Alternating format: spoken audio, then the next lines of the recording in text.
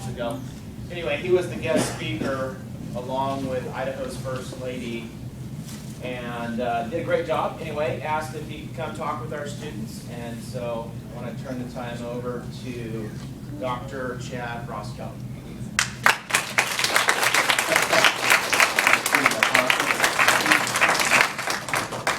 Well, I apologize for the technical difficulties. I'm new at this, so anyway, I appreciate your guys letting me come, Eric and James, and I don't know your name. Kurt, thank you. Thank you. And I'll just take a few minutes of your time. I'll tell you a little bit about myself. It's kind of a quandary to me that I'm here speaking to a group of cosmetology students. You know, as you mentioned, I was a keynote speaker with the First Lady, and I've spoken at the prison and a number of venues on depression. And I grew up in a home with 9 kids. I was the second oldest of 9 kids. My dad was a lawnmower mechanic, and I had a grandmother who spent time in a institution. I had an uncle who committed suicide. You can read the book. It's I had a very difficult childhood. In high school, my dad went blind, and things went from bad to worse. So anyway, I suffered from depression and mental and emotional disease my whole life.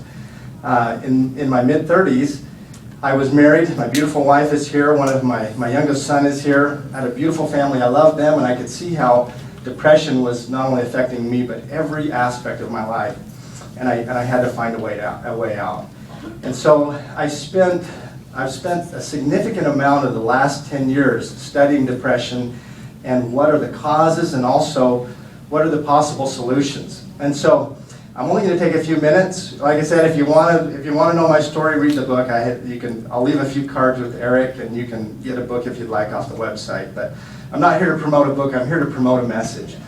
And I'm going to show you a little video, and we're going to go through a little exercise that will demonstrate the consummate truth, the ultimate finding of modern psychology. Okay, we don't have time to go through all of psychology, so we're just going to go through one little video. Can we dim the lights?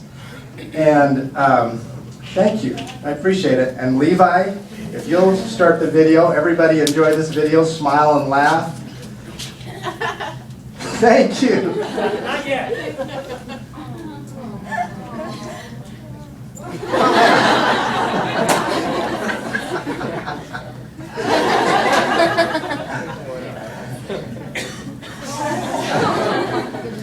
This is supposed to have music to it, but we don't need it.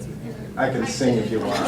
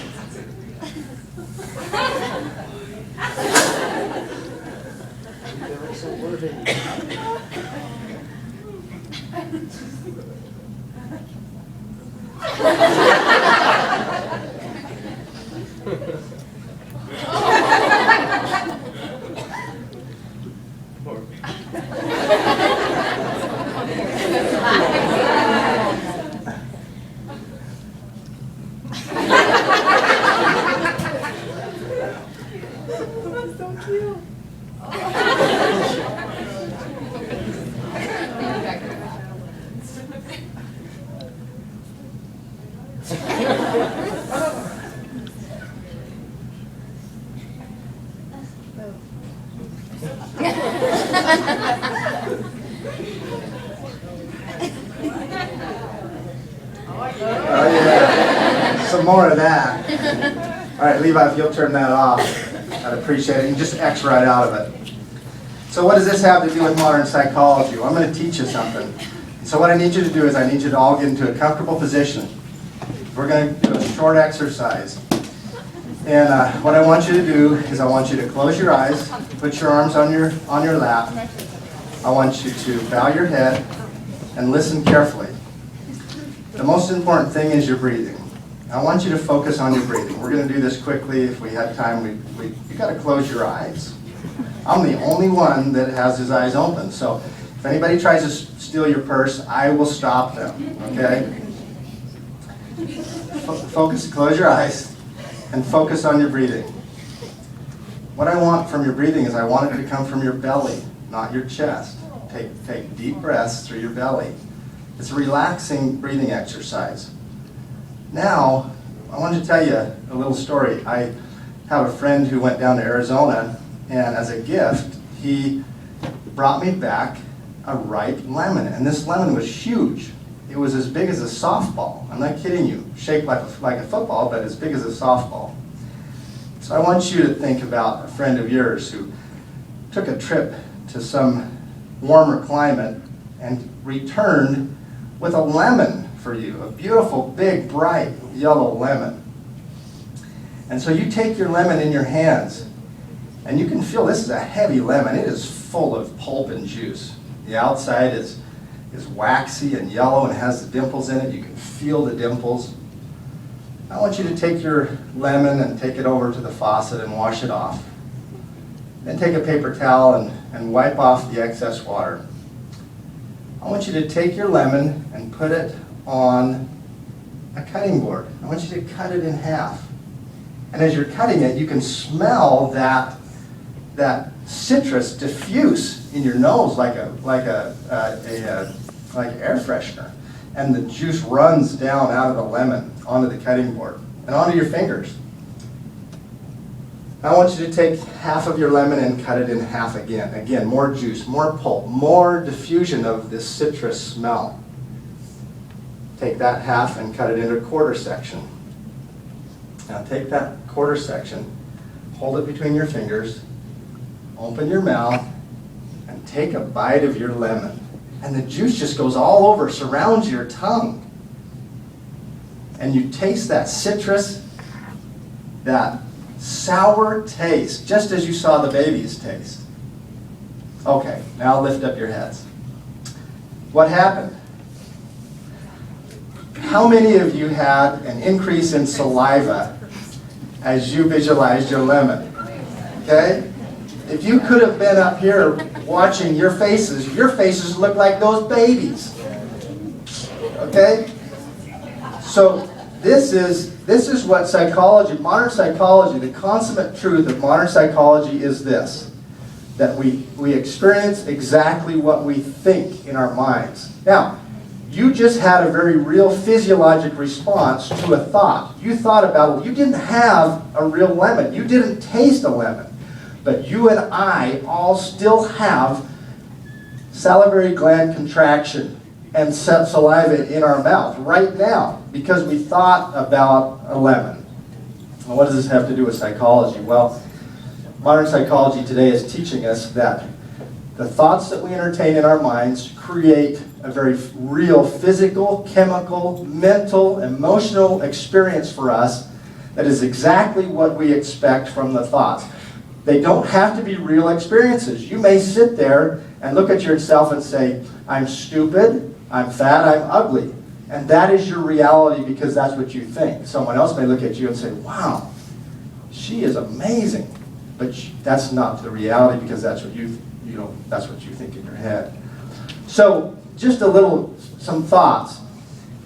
We need to be aware of what we're entertaining on the stage of our minds, okay? And realize what they do to us. When we think degrading thoughts, they cause a chemical cascade that creates that very real physical experience, okay? So if you look in the mirror and say, I am fat and I am ugly, that thought creates a very real physical, chemical, enzymal reaction that creates that reality. How many of you heard of the hormone cortisol? Right. What does it do? Stress hormone. Louder. Stress hormone. Okay, stress hormone, which causes Cortisol, right? belly fat. Okay, just been isolated to show that cortisol causes belly fat. How many of us want belly fat? Yeah. Okay, good. Good. I'm glad some of you do. I don't. But so when you look in the mirror and you say, I'm fat and I'm ugly and I'm disgusting, your body says, oh, okay, well, let's create that for you. And And chemicals are created to create that reality. Now, be careful, because I know this is ridiculous for you to look in the mirror and if you're fat and ugly, say, hey, I am one lean, mean, loving machine. Right? Your mind's not going to believe that either. But there are some fundamental changes that you can make in your own mind. And that is, you can look in the mirror and not say, I'm disgusting and fat and ugly. What I can do is look in the mirror and say, I can make changes. Is that a positive thought? Yes. It is. The one before that was negative. Just little changes. I can make positive changes which will influence my improvement. Okay? So, anyway, realize when you think damaging thoughts, realize how it makes you feel. Psychology has proven that when you think damaging thoughts, that's what is created. You feel lousy. That's Martin Seligman, in my opinion, who is the past president of the American Psychological Association and the father of modern psychology, says depression is created from lifelong thinking habits. Okay? One more thought that I just want to leave with you. The book that I wrote has many resources for overcoming depression. I tried all types of medications. I tried many different therapies, including spiritual therapy, and I am a spiritual person. And so I hope that none of you are offended if I bring a Bible story into this. Real quick, I want to tell you about the story that's found in all three of the Matthew, Mark, and Luke. It's about a woman with an issue of blood, and I don't think I'll read it, just for lack of time. But has anybody heard the story about the woman with an issue of blood? Yeah. Okay, good. And I'm going to ask you to tell me a little bit about it. But to me, this story is the epitome of overcoming all difficulty. It doesn't matter what it is. All trials and all troubles. Whether it's depression, whatever your trials are, this is the story that to me epitomizes overcoming difficulties.